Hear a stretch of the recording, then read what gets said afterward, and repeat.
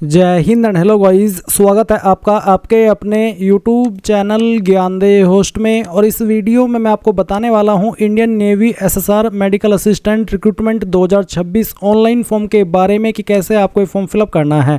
Guys, इस video के अंदर आपको कंप्लीट जानकारी दी जाएगी जिससे कि आप इस फॉर्म को बिना किसी मिस्टेक के भर पाएंगे। तो आपको वीडियो को पूरा देखना है। चलिए शुरू करते हैं। अगर आपने अभी तक वीडियो को लाइक शेयर न किया हो तो कर दे और चैनल को सब्सक्राइब करके बेल आइकन ऑन कर ले।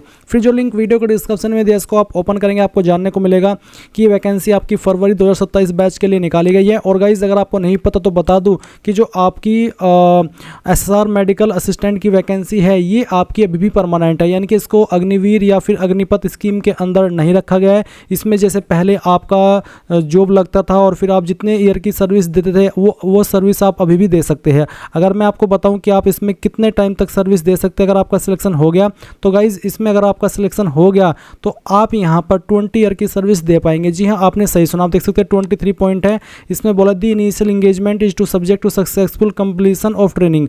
दी initial engagement is for a period of 20 year, यानी कि जब आपकी ट्रेनिंग कंप्लीट हो जाएगी उसके 20 साल तक आप इसमें अपनी सेवा दे सकते हैं, यानी कि इसको अग्निवीर या अग्निपथ स्कीम के अंदर नहीं रखा गया। तो ये आपकी अभी भी परमानेंट या फिर कह लीजिए कि रेगुलर भर्ती है। तो इसमें जो आप फॉर्म भरेंगे वो कब तक भरेंगे ये भी आप देख लीजिए। इसके फॉर्म आप 14 मार्च 2026 से लेकर के 6 अप्रैल 2026 तक भर पाएंगे। एंड एज लिमिट यहाँ पर देख सकते हैं।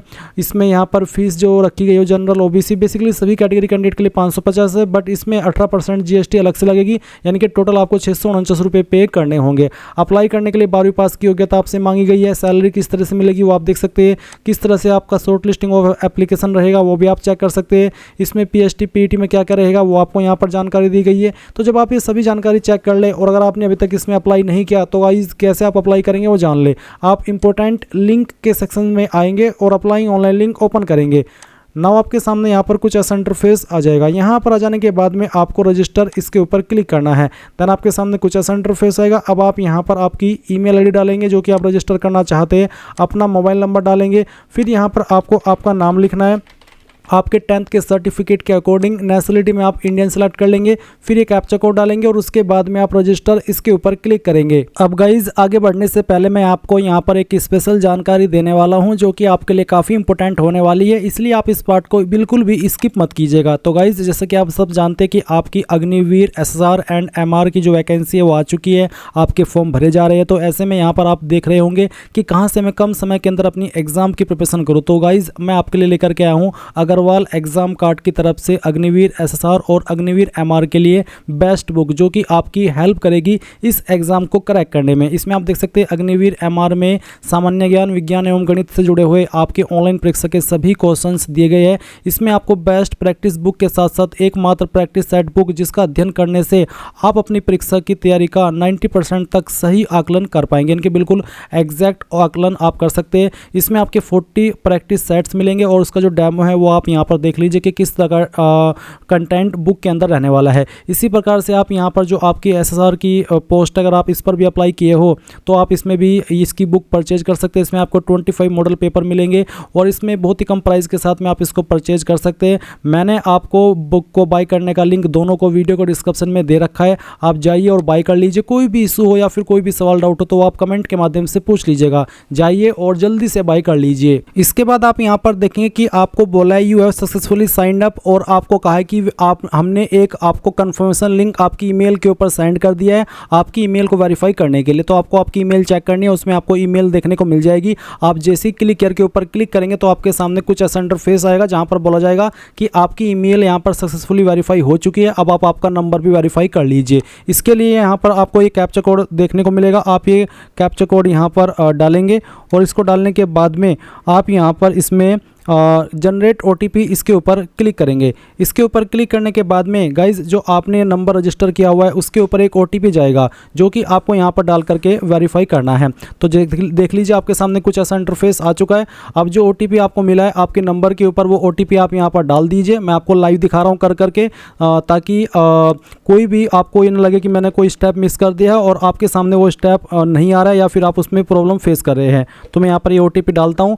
ओटीपी डालने के बाद में यहाँ पर बोला है एंटर पासवर्ड। अब आप एक यहाँ पर पासवर्ड बनाएंगे अपनी मर्जी से। वो पासवर्ड कैसा उसका आप डेमो देख लीजिए। पासवर्ड के अंदर इंग्लिश का कैपिटल लेटर कम से कम एक, स्मॉल लेटर और एक स्पेशल कैरेक्टर और साथ ही डिजिट, कुछ इस तरह का पासवर्ड आप यहाँ पर बना लेंगे और उसको यहाँ पर दोबारा डाल करके वेरीफाई कर देंगे। आपके पासवर्ड की लेंथ 8 से 20 कैरेक्टर के बीच में होनी चाहिए। तो आप यहाँ पर आपने जो पासवर्ड बनाया है अपनी मर्जी से वो एंटर कीजिए, उसको यहाँ पर दोबारा डाल करके वेरीफाई भी कर दीजिए। इसके बाद ये जो कैप्चा कोड है वो आप यहाँ पर डालेंगे। चलिए मैं आपको आपके सामने ही दिखा रहा हूँ, वीडियो को कट नहीं कर रहा हूँ। हमने ये जो कैप्चा है वो यहाँ पर डाला। अब मैं यहाँ पर सबमिट इसके ऊपर क्लिक करता हूँ तो यहाँ पर देख लीजिए मोबाइल नंबर वेरीफाई हो चुका है। अब मैं यहाँ से ओके करता हूँ। अब ओके करने के बाद में यहाँ पर आपको आपकी ईमेल डालनी है जो कि अभी आपने रजिस्टर की है और वो पासवर्ड डालना है जो भी आपने बनाया है अपनी मर्जी से। फिर ये कैप्चा कोड डालना है और लॉगिन के ऊपर क्लिक करना है। अब आपके सामने यहाँ पर कुछ ऐसा इंटरफेस आएगा जैसे कि आप वीडियो में देख सकते हैं। यहाँ पर आ जाने के बाद में आपको बोला कि आधार लिंक्ड मोबाइल नंबर, आपको वो नंबर डालना है जो कि आपका आधार के साथ में लिंक है। वो नंबर आप यहाँ पर डाल दीजिए और ये डालने के बाद में आपको सबमिट इसके ऊपर क्लिक करना है। सबमिट के ऊपर क्लिक करने के बाद में यहाँ पर आपको डिजिलॉकर की वेबसाइट के ऊपर सेंड कर दिया है। अब आपको यहाँ पर डिजिलॉकर अकाउंट पर लॉगिन होना है। अगर आप पहले से डिजिलॉकर अकाउंट क्रिएट किए हुए हो तो आप यहाँ पर आपका मोबाइल नंबर डालेंगे जो कि आपने लिंक किया हुआ है या रजिस्टर किया हुआ है और फिर नेक्स्ट के ऊपर क्लिक करेंगे। और आप यहाँ पर 3 माध्यम से लॉगिन हो सकते हैं, मोबाइल, यूजर नेम और तीसरा है आधार। आधार में आप अपना आधार नंबर डालिए, नेक्स्ट के ऊपर क्लिक कीजिए, आपको एक OTP सेंड किया जाएगा जिसका इस्तेमाल करके आप लॉगिन हो जाएंगे।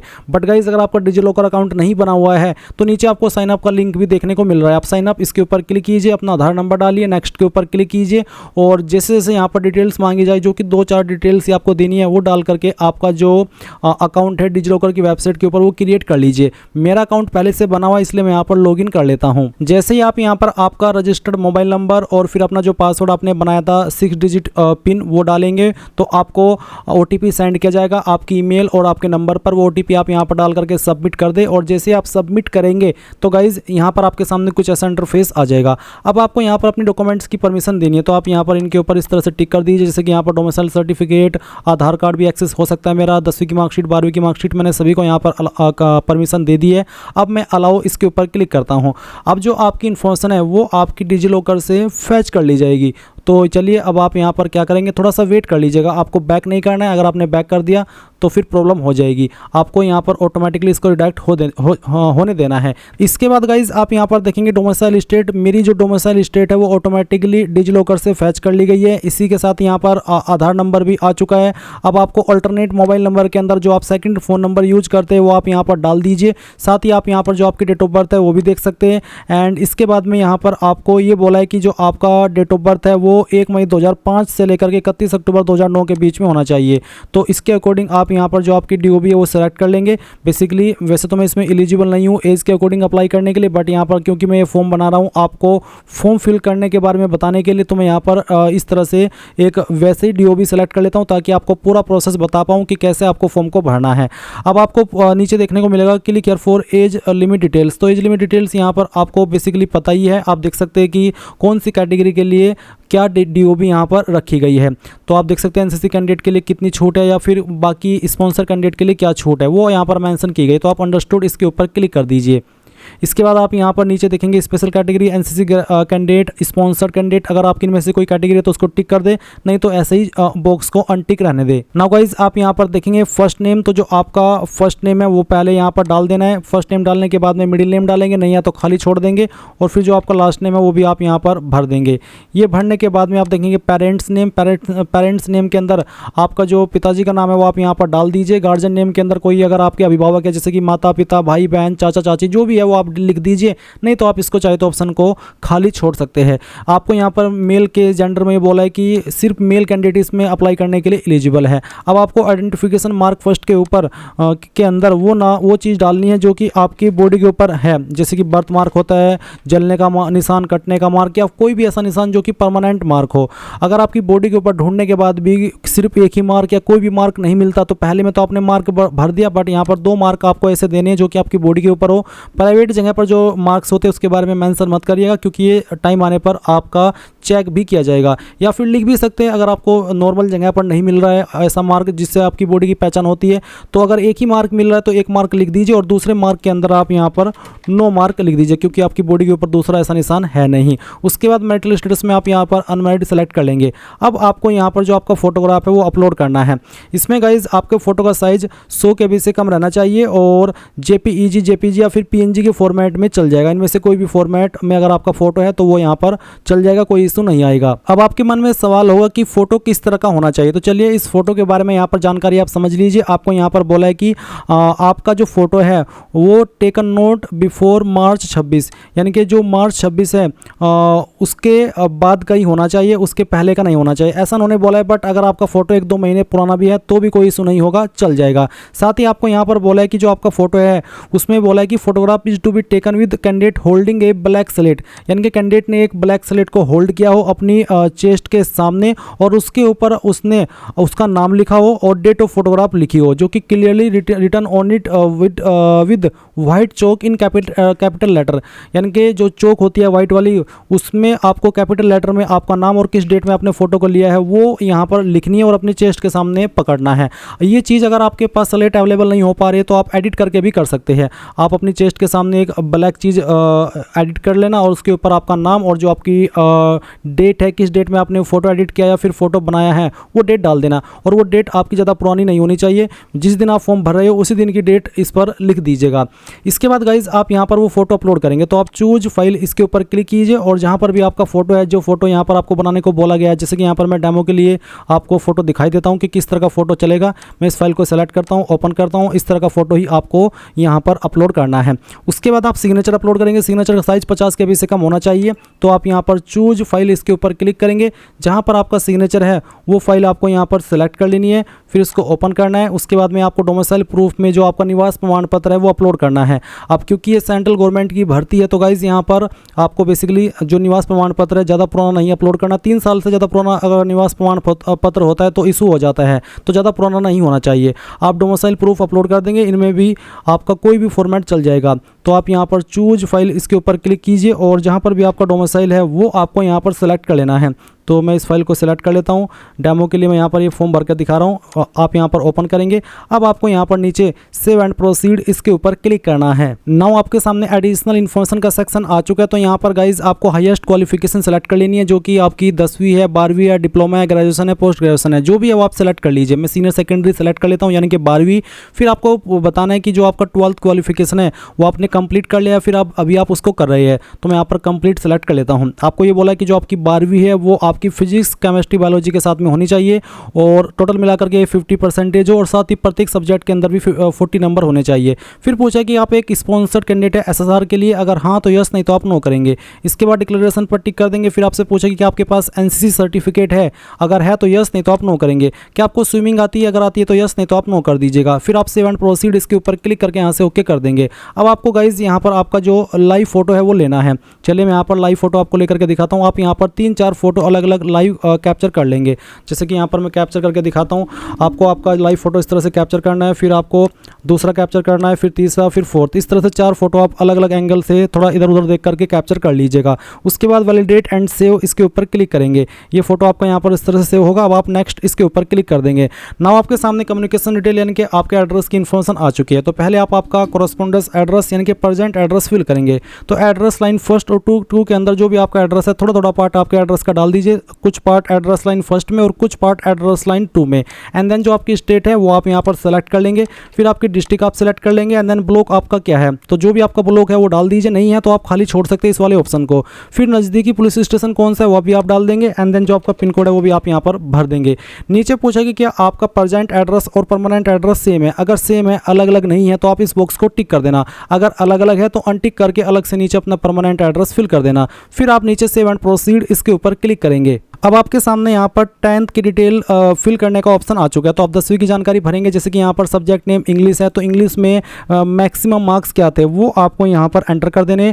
ऑब्टेन्ड मार्क्स ऑटोमेटिकली यहाँ पर मेरे सामने आ रहे हैं। अगर आपके करेक्ट मार्क्स आ रहे हैं जो कि आपके डिजिलॉकर से फैच किए गए तो अच्छी बात है। अगर करेक्ट मार्क्स यहाँ पर ऑब्टेन्ड मार्क में नहीं आ रहे हैं तो गाइज आप खुद से अपने नंबर भर दीजिएगा। जैसे कि यहाँ पर इंग्लिश के टोटल नंबर आपको डाल देने, उसके बाद में यहाँ पर आपको सोशल लैंग्वेज के अंदर टोटल नंबर डाल देने, फिर साइंस के अंदर, उसके बाद में मैथ के अंदर, फिर आपका जो लैंग्वेज है जैसे कि मेरे पास हिंदी भी था इंग्लिश भी था, तो यहाँ पर उसके जो टोटल नंबर है वो आपको डाल देने।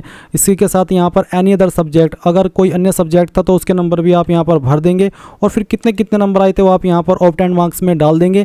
इसके बाद आपकी जो परसेंटेज है वो यहाँ पर कैलकुलेट कर ली जाएगी। फिर कुछ जानकारी भी आपको देनी है, जैसे कि serial number of the 10th marksheet, यानी कि 10वीं की मार्कशीट का जो सीरियल नंबर है वो आप यहाँ पर फिल कर देना। फिर आपका जो 10th का बोर्ड है वो कौन सा है, आपको काफ़ी सारे बोर्ड यहाँ पर देखने को मिल रहे हैं। अगर आपका बोर्ड यहाँ पर ना हो तो अदर सेलेक्ट कर लेना। वैसे यहाँ पर सभी बोर्ड है, जैसे कि अगर आप यूपी बोर्ड से तो आपको UP board of high school and intermediate education ये वाला ऑप्शन सेलेक्ट करना होगा। इसके बाद state where school institute located, कौन सी स्टेट के अंदर आपका स्कूल लोकेटेड था, स्थित था, वो स्टेट आपको सेलेक्ट कर लेनी है। एंड देन पूछा कि स्टेट कंडक्टेड 10th एग्जाम, कौन सी स्टेट से आपका 10वीं का एग्जाम कंडक्ट हुआ है वो स्टेट आप सेलेक्ट कर लेंगे। फिर स्कूल इंस्टीट्यूट नेम के अंदर आपको आपके स्कूल कॉलेज का नाम यहाँ पर एंटर कर देना है, पूरा नाम आप यहाँ पर एंटर कर दीजिएगा। ये एंटर करने के बाद में आपको यहाँ पर 10th की मार्कशीट भी अपलोड करनी है। इसका फॉर्मेट गाइज पीडीएफ का रखा है, यानी कि इमेज में नहीं चलेगा। बहुत सारे कैंडिडेट कंफ्यूज हो जाएंगे कि यार हम पीडीएफ में कैसे बनाएं, हमारा तो इमेज में है। तो आप अपने 10th की जो मार्कशीट है उसका फोटो ले लीजिए। फोटो ले लिया, उसके बाद में गूगल के अंदर आना है और सर्च करना है इमेज टू पीडीएफ। पहले वाली वेबसाइट जो आएगी इसको ओपन कर लेना, and then select JPG image, इसके ऊपर क्लिक करना, और फिर जहाँ पर भी आपका फोटो है जो आपने लिया है वो फोटो सेलेक्ट करना अपनी मार्कशीट का। जैसे कि मैं यहाँ पर दिखाता हूँ, मैंने ये इमेज सेलेक्ट किया, उसके बाद मैं इसको ओपन करता हूँ। फिर यहाँ पर कन्वर्ट टू पीडीएफ के ऊपर क्लिक करना, डाउनलोड पीडीएफ के ऊपर क्लिक करना। सिंगल क्लिक के अंदर ये फाइल आपकी डाउनलोड हो जाएगी। उसके बाद में आप यहाँ पर आना और इस फाइल को यहाँ पर एक क्लिक के अंदर जहाँ पर भी ये डाउनलोड हुई है वो सिलेक्ट कर लेना, और उसके बाद में ओपन करना। आपकी फाइल इस तरह से आएगी। अब आप सेव एंड प्रोसीड इसके ऊपर क्लिक करेंगे। इसके बाद में गाइज आप यहाँ पर देखेंगे 12वीं की जानकारी। तो 12वीं की जानकारी भी सेम तरीके से भरनी है। तो आपको यहाँ पर पहले तो टोटल नंबर डाल देने हैं, जैसे कि यहाँ पर मैं डाल रहा हूँ। उसके बाद में आपको यहाँ पर फिजिक्स के, फिर केमिस्ट्री के, उसके बाद में मैथ के, फिर बायोलॉजी के। अगर मैथ था तो अच्छी बात है, नहीं था तो यहाँ पर इसको खाली छोड़ करके आपको बायोलॉजी वाली जगह पर भरना है। उसके बाद में यहाँ पर आपको बताना कि कितने नंबर आए थे। जैसे कि मैं यहाँ पर इंग्लिश के भर देता हूँ, लैंग्वेज का मतलब है हिंदी। जैसे कि मेरे पास जो मेरी लैंग्वेज है वो हिंदी थी, तो मैं इसके भी नंबर यहाँ पर भर देता हूँ और कितने नंबर आए थे वो यहाँ पर डाल देता हूँ। और इसके बाद में आप यहाँ पर देखेंगे आपके सामने केमिस्ट्री, तो केमिस्ट्री में कितने नंबर आए थे वो आप भर देंगे। उसके बाद फिर देखेंगे बायोलॉजी, बायोलॉजी में कितने नंबर आए थे वो यहाँ पर डाल देंगे। और उसके बाद में यहाँ पर अब मेरे सामने ऑप्शन है computer science, physical education, any other subject. तो एनी अदर सब्जेक्ट में यहाँ पर मैं 100 नंबर डालता हूँ और जो नंबर आए थे वो यहाँ पर एंटर कर देता हूँ। तो इस तरह से आपको यहाँ पर ये फिल कर देना है। तो मेरे पास जो सब्जेक्ट थे वो 5 थे, तो 1 2 3 4 5, मैं यहाँ पर 5 सब्जेक्ट के ही जो डिटेल्स है वो फिल करूँगा। इसमें यहाँ पर इंग्लिश हो गया, हिंदी हो गया, फिजिक्स, केमिस्ट्री और बायोलॉजी। तो आपको यहाँ पर जो भी आपके पास सब्जेक्ट थे उनके नंबर फिल कर देने हैं इस तरह से, जैसे कि मैं आपको सेलेक्ट करके फिल करके दिखाया हूँ। उसके बाद आप यहाँ पर नीचे की तरफ आएंगे और 12वीं की मार्कशीट का जो सीरियल नंबर है वो डालेंगे। फिर यहाँ पर आपको बताना कि कहाँ पर आपका जो इंस्टीट्यूट है वो लोकेटेड था, जिस स्टेट से भी था वो आप सेलेक्ट कर लेंगे। किस यहाँ पर आपको पूछा कि कौन से बोर्ड से आपने आपकी जो 12वीं की है स्टेट कंडक्टेड एग्ज़ाम, कौन सी स्टेट से आपका जो एग्ज़ाम है वो कंडक्ट किया गया था, वो स्टेट आप सेलेक्ट कर लेंगे। और आपको फिर यहाँ पर आपके स्कूल कॉलेज का नाम देना है जहाँ से आपने 12वीं की है। ऐसे ही डिटेल भरनी है जैसे कि अभी आपने 10वीं की भरी है। ये भरने के बाद में आप यहाँ पर देखेंगे आपका बोर्ड, तो सेम वे में आप आपका बोर्ड सेलेक्ट कर लेंगे और फिर 12वीं का जो मार्कशीट है वो भी आप यहाँ पर अपलोड कर देंगे। मैं फॉर्म डेमो के लिए भरा हूँ तो मैंने रैंडम फाइल सेलेक्ट कर ली। अब आप यहाँ पर नीचे से 12th mark details and proceed इसके ऊपर क्लिक करेंगे। अब आपके सामने यहाँ पर एग्जाम सेंटर प्रेफरेंस आती है। तो पहले आपको स्टेट की प्रेफरेंस देनी है कि कौन सी स्टेट के अंदर आप अपना एग्जाम सेंटर चाहते हैं, और उसके बाद में आपको सिटी की प्रेफरेंस देनी है।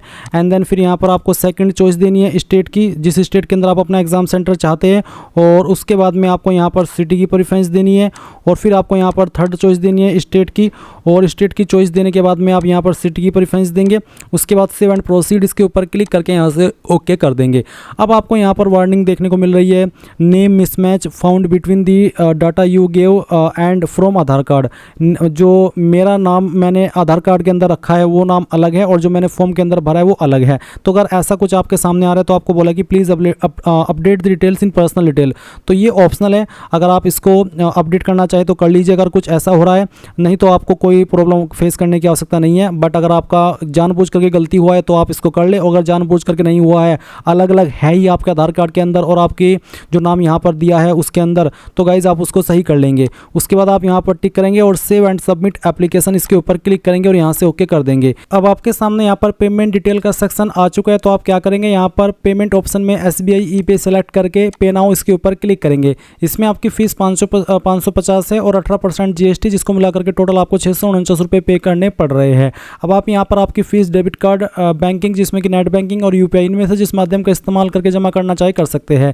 तो अगर आप UPI सेलेक्ट करते तो आपको UPI QR सेलेक्ट करके पे नाउ के ऊपर क्लिक करना है। आपके सामने QR कोड आएगा, आप इसको स्कैन करके जैसे ही फीस पे कर देंगे तो आपको बैक नहीं करना है, ना रिफ्रेश करना है, ऑटोमेटिकली वेबसाइट और रिडायरेक्ट की जाएगी जहां से आपने फॉर्म भरना स्टार्ट किया था और आप अपने फॉर्म का फाइनल प्रिंट आउट ले पाएंगे। इस तरह से गाइज आप लोग Indian navy SSR medical assistant online form 2026 भर पाएंगे। आई होप ये प्रोसेस आपको पसंद आया होगा। So thanks for watching. जय हिंद।